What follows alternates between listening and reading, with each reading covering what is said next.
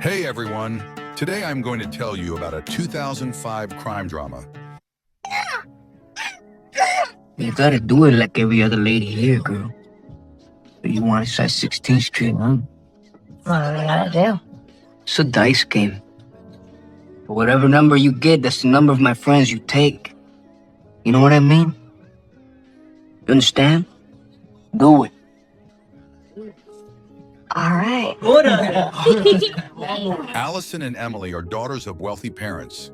Daily parties, designer clothes, and illegal substances. All of it is part of their luxurious lifestyle. One day, along with their friends, the girls head into the ghetto, the only place where you do not need to look for trouble. It finds you on its own.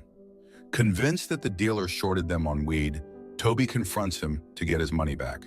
Without hesitation, Hector pulls out a gun and points it at the guy. Alison runs over and begs the dealer to let Toby go. The poor guy is already wetting his pants. Please?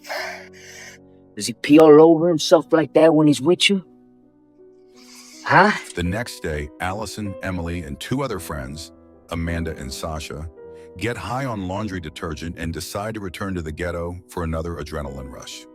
Toby had clearly overestimated himself, which is why things turned out the way they did for him. But that is a different story. While wandering the dark alleys, the girls spot the same dealer, Hector, the one who almost shot Toby. When Alison approaches him, she can barely say a word. Just then, Hector's brother pulls up and invites the girls to a party. They all head to a backyard where local gang members hang out. Hector leaves the girls and steps away for business. Amanda and Sasha immediately get hit on. As they chat, Alison encourages Emily to hit on one of the gangsters. But during the conversation, an intoxicated Emily makes an offensive remark toward a Mexican guy. Alison realizes that the smartest thing to do now is get out of there, fast. On the way out, Alison runs into Hector again. He invites her to join them later at a motel where the party will continue. Alison thanks him for the night, and she and the girls head home. The next day, Alison decides to return to the ghetto, this time alone. She wanders through the market and runs into Hector again. They spend the whole day together. But in the evening, a police raid hits the area. Local dealers, along with Alison and Hector, are caught up in it. A police officer checks Alison's ID and realizes she is underage and from a wealthy district. Alison is taken to the station where her parents later come to pick her up. Back home, her father explodes with anger. He cannot understand why she even went there in the first place. According to Alison, it was out of boredom and a dull, colorless life. The next evening, Emily comes over to Alison's place and begs to go with her to the ghetto. After school, the girls arrive at the same neighborhood and find the house where the party took place last time. Today, they are holding a baby's baptism there. Later, Hector announces that he is heading to the motel, the same one he had invited Alison to before. This time, she agrees to come. Alison and Emily arrive at the motel with the dealers. The girls play a drinking game with dice. After getting pretty wasted, Alison asks how she can join Hector's gang. The dealer warns them if they do join, they will be at the very bottom. After school, they will have to sell drugs in their fancy, rich kid neighborhood. According to Hector, everyone gets the same treatment, no matter where they're from. Then Alison throws the dice. However many dots it lands on, that is how many gang members she will have to sleep with. Okay. But I choose the friends. It all seems like a joke, but both Alison and Emily agree to go through with it. Alison rolls a 1, Emily rolls a 3. Hector leads Alison to the nearby bed, while Emily immediately jumps on the first guy from her list. As Hector begins undressing Alison, she glances at her friend and realizes they have clearly gone too far in search of thrills. She stops Hector and asks Emily to leave with her, but Emily refuses. She tells Alison to stay out of it and asks Hector to be the first. While Alison waits in the other room, Emily gets surrounded from both sides.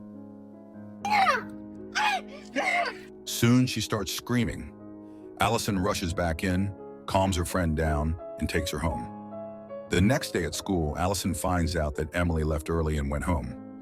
After classes, she tries to call her, but gets no answer. That evening, Alison goes back to the same motel where they partied with the Mexicans the night before. When she sees Hector, she confronts him directly. "Why did you do that to Emily?" She's clearly referring to how the guys took advantage of her drunk friend. What started as a joke went way too far. At that moment, another girl walks out of the newcomer's room and calls for Hector. Turning to Alison, he smirks and says, "You really thought I was into you?" The next morning, once she sobers up, Emily tells her parents what happened and claims it was rape. Her parents immediately call the police. Alison is brought in as a witness, but she lies. She tells the cops she was in the other room and did not see who did what to Emily. Hector is arrested. His brothers, realizing that Alison and Emily are behind this, decide to eliminate the girls before they can testify. Meanwhile, the girls' friends, Toby, Sam, and Nick, decide to take revenge on the Mexicans. When Alison finds out the guys are heading to the ghetto armed, she calls Toby and begs him not to start a shootout because Emily was not raped. But Toby refuses to listen. Ever since Alison got involved with the Mexicans, he kicked her out of the group. Eventually, Alison decides to tell Emily's parents the full truth. She explains there was no rape, at least not in the way Emily described it. It was actually Emily who wanted it and agreed to be with 3 guys at once. At the same time, Hector's brothers, who came to deal with the girls, are stopped by the police. The cops quickly realize they are not from the neighborhood and send them away. Meanwhile, Toby, Nick, and Sam arrive at the motel. They burst into the room, but find only the girls. The Mexicans are already gone. On their way back home, they run into Hector's brothers at an intersection. As they drive by, Toby notices a tattoo on the back of the driver's head, a symbol of Hector's gang. The screen fades to black, gunshots ring out, and that is how the film ends. Thanks for watching, and see you next time on the channel.